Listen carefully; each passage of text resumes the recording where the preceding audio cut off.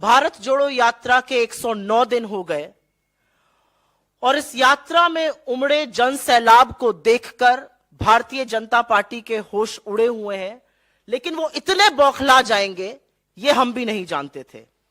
जहां करोड़ों लोग दलगत राजनीति से ऊपर उठकर भारत को जोड़ने में जुटे हुए हैं, वहां भारतीय जनता पार्टी ने इस यात्रा को बदनाम करने में, दुष्प्रचार करने में, झूठ बोलने में कोई कसर नहीं छोड़ी है। आगे बात करने से पहले आज की बात कर लेनी जरूरी है।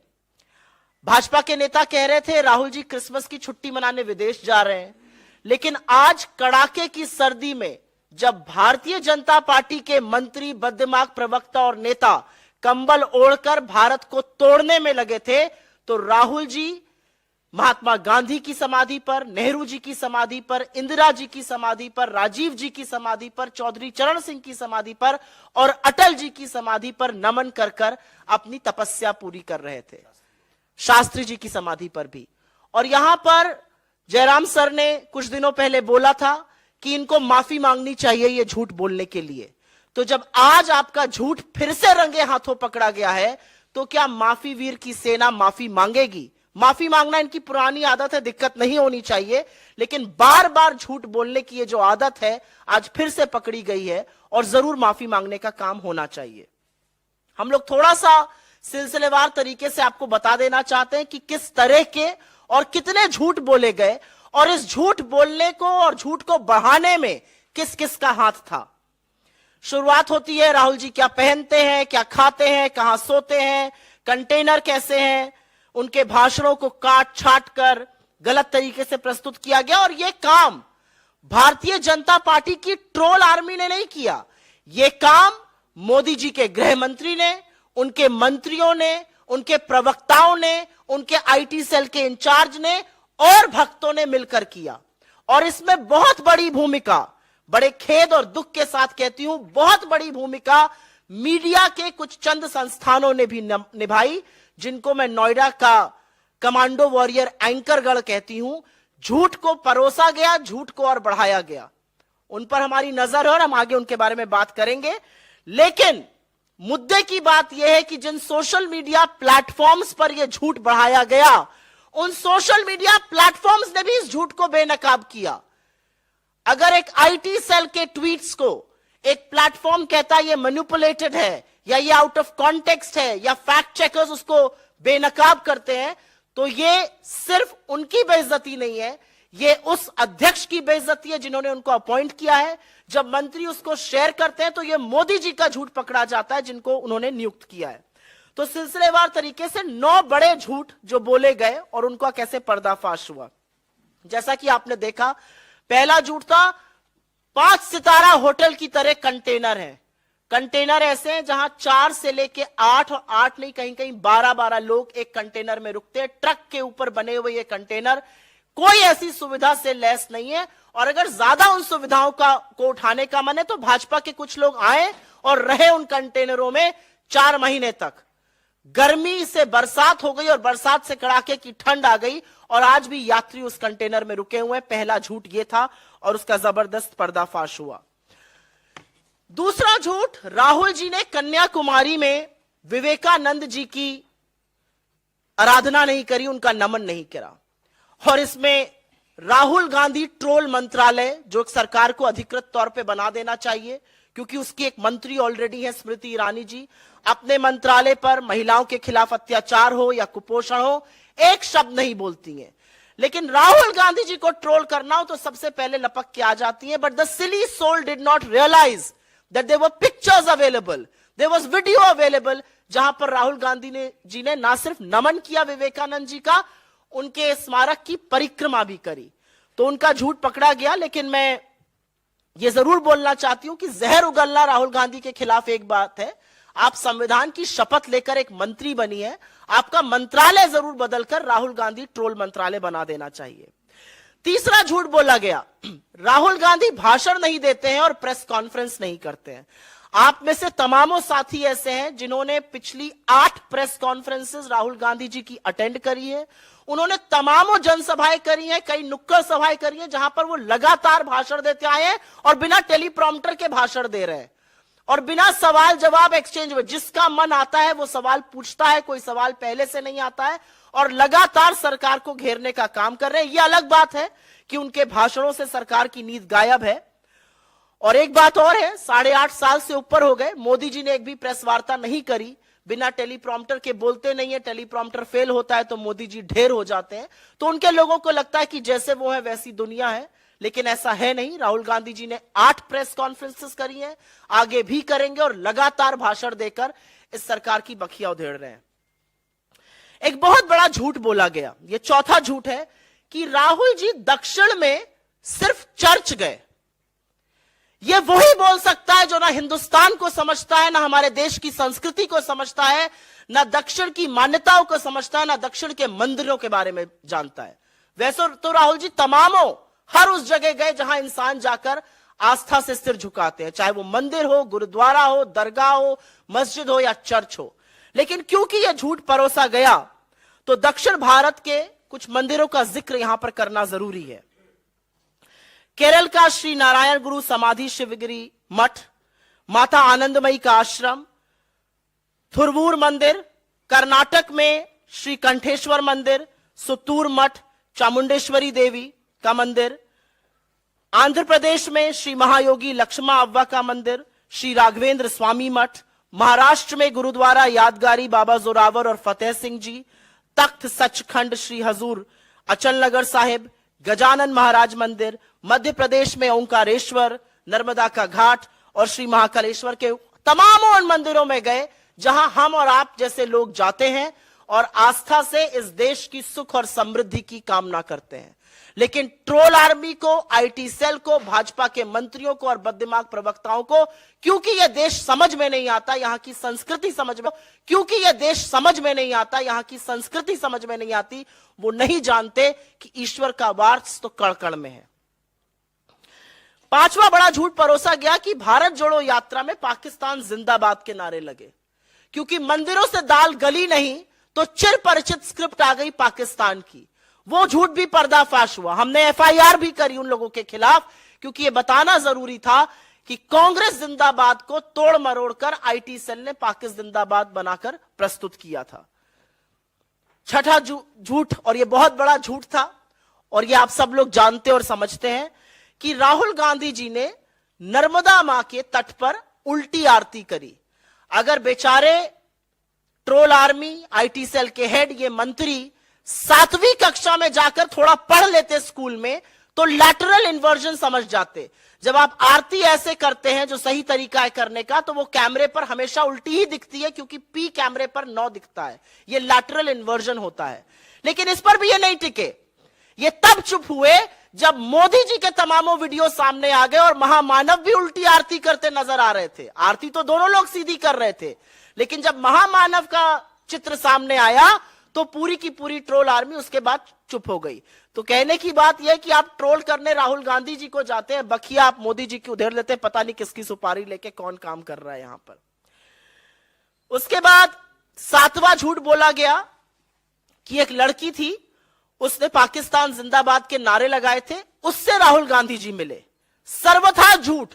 इसको फैक्ट चेकर्स ने चेक किया, उसको सोशल मीडिया प्लेटफॉर्म्स ने गलत ठहराया। जिस लड़की ने ऐसा किया था, यह गलत नारा लगाया था, उसका नाम अमूल्या लियोना था। जिस लड़की से राहुल गांधी जी मिले वो Kerala student union of India की लीडर है, मीवा एंड्रोलिया। बेचारे भक्तों को चश्मा भी खरीदना चाहिए और हर छोटे बाल वाली लड़की को एक नहीं समझना चाहिए। 2 अलग अलग लड़कियां थी, उनके खिलाफ झूठ बोलकर अपनी मूर्खता का तो परिचय दिया ही, साथ में चश्मे का बढ़े नंबर का भी परिचय दिया। 8वां झूठ एक बोला गया, बड़ा भयावह झूठ था ये, कि यात्रा में यात्री जो है वो शराब पीकर निकल रहे हैं। असलियत ये थी कि ये मालाबार होटल एक चाय की दुकान है। हम लोगों ने उसकी जीपीएस लोकेशन भी रिलीज करी और वहां पर ओछिरा कोल्लम में यह दुकान थी। वहां पर चाय ब्रेक के लिए सब लोग निकले थे और वहीं से यात्रा की पुनः शुरुआत हुई थी। वहां के एक वीडियो को गलत तरीके से प्रस्तुत किया गया। इतने झल्लाए, इतने बौखलाए हुए ये लोग हैं कि चाय पीना इनको मदिरा नजर आता है, जैसा कि इनकी रैलीज में होता है। आज के लिए हम नवा और अंतिम झूठ आपके सामने बता रहे हैं, और ये कुछ ही दिन पहले हुआ। फेक न्यूज के सरगना बीजेपी के आईटी सेल के हेड, उन्होंने ट्वीट करते हुए बोला, और तमाम लोग उसके बाद उसको फैलाने लगे, उसमें से कुछ चरण चुंबक एंकर भी थे, कि कैसे पूर्व केंद्रीय मंत्री भंवर जितेंद्र सिंह जी ने राहुल गांधी जी के जूते के फीते बांधे। असलियत यह थी कि उनके जूते के फीते खुल गए थे, वो राहुल जी के साथ आगे चल रहे थे। राहुल जी ने उनको अपने जूते के फीते बांधने के लिए कहा, अगर वो रुकते तो कारवां और बढ़ जाता और पीछे से काफी भीड़ आती है। तो राहुल गांधी जी खुद रुक गए, वो आए बीच में, उन्होंने अपने जूते का फीता बांधा, और इस पर उन्होंने वीडियो भी रिलीज किया और स्पष्टीकरण भी दिया। लेकिन बेचारे लोग लगे रहे, और कब तक लगे रहे, क्योंकि विडंबना ऐसी थी कि राहुल गांधी जी जो जूता पहनते हैं, और हां मैंने वो वीडियो रिलीज किया, मैंने वो पिक्चर रिलीज करी, जो राहुल गांधी जी वीडियो पहनते हैं वो लेस लॉक्ड है, उसमें लेस बांधनी ही नहीं पड़ती है। लेकिन बेचारे ट्रोल बार बार इनका झूठ पकड़ा जाता है, इनका एक ही काम है झूठ बोलना, लेकिन बार बार फजीहत होती है। मेरा अपना मानना है कि यह झूठ भारतीय जनता पार्टी की troll army, Bharatiya Janata party के प्रवक्ता, इनके मंत्री, इनके लोग अपने आप से नहीं बोल रहे हैं। इनकी नियुक्ति या तो मोदी जी ने करी है या नड्डा जी ने करी है, और इसीलिए the buck on all of these lies stops with them. उनके दरवाजे पर आकर ये सारे झूठ रुक जाते हैं। ये झूठ और दुष्प्रचार का काम उन्हीं लोगों ने किया है। हम ये जानते थे कि लोगों को भारत जोड़ता देखकर तानाशाह परेशान जरूर होगा, लेकिन माफी वीरों के इन झूठों को झूठ का पुलिंदा बनाते देखकर शायद थोड़ा सा तरस भी आता है। और जैसा कि मैंने कहा, कुछ नामी गिरामी न्यूज एंकर इस झूठ को बढ़ाने का काम करते हैं। जब बताओ तो डिलीट कर देते हैं, माफी मांगते हैं पीछे से, शायद सार्वजनिक रूप से आप लोगों को नहीं दिखाते होंगे, डीएम मैसेजेस कर और एसएमएस करके माफी मांगते हैं। लेकिन अपना जमीर बेचकर पत्रकारिता का जो आप स्वांग रच रहे हैं वो बंद कर दीजिए, क्योंकि आप किसकी गोदी में बैठे हैं वो आपकी हर एक ट्वीट, आपके हर एक फेसबुक पोस्ट, आपकी हर एक लाइक से जरूर पता चल जाता है। राहुल जी एक बात बिल्कुल सही कहते हैं, और इस पर मैं 100% सहमत हूं कि बीजेपी का काम है छवि खराब करना, लेकिन बेचारे ये काम भी ठीक से नहीं कर पा रहे हैं, बार बार पकड़ लिए जाते हैं। कांग्रेस के खिलाफ दुष्प्रचार करने में मोदी जी ने अपने तमाम ट्रोल आर्मी, बेतहाशा पैसा, मीडिया के अधिकांश एंकरगण को खड़ा कर दिया है। लेकिन जब भारत जुड़ने पर आ गया है तो ये कुछ नहीं कर पा रहे हैं। इनका झूठ बार बार पकड़ा जा रहा है, और एक आदमी अपनी तपस्या को करते हुए, अजनबियों को गले लगाते हुए, आंसू पोंछते हुए, लोगों को हौसला जताते हुए, उनके टूटे सपनों को बिखरे हुए सपनों को जोड़ते हुए आगे बढ़ता जा रहा है, और ये देश जुड़ता जा रहा है। और यही हमारी जीत है। हर झूठ का पर्दाफाश होता है, क्योंकि झूठ की उम्र बहुत कम होती है। तो आप लोग जरूर ये झूठ जो है दिखाइएगा। और यहां इस मंच से सिर्फ अंतिम यही कहना है कि ये झूठ प्रायोजित है, ये झूठ शीर्ष सरकार के शीर्ष ऑफिस से निकाले जा रहे हैं। हमें पता है कि 30 लोगों की एक आर्मी बैठकर पूरे वक्त यात्रा देखती है। मैं तो इस मंच से कहती हूं, आइए इस यात्रा से जुड़िए, मोदी जी खुद भी आए, इस यात्रा से जुड़े। जो प्रेम और मोहब्बत और जो जज्बा देखने को मिलता है, उससे आपके अंदर की नफरत बदल जाएगी और आप एक बेहतर इंसान बन जाएंगे। नहीं, ट्रोल करने वाले खैर भाजपा की आईटी सेल है और आपकी कम्युनिटी के एंकर्स हैं, जो पत्रकारिता का पहला मूल मंत्र भूल चुके हैं कि आपको बायस्ड नहीं होना है। छोड़िए उस बात को। एक बुजुर्ग व्यक्ति आए थे राहुल जी के साथ, वो तस्वीर लेना चाह रहे थे और बार बार जो सेल्फी लेने वाला व्यक्ति था उनके सामने कैमरा कर रहा था।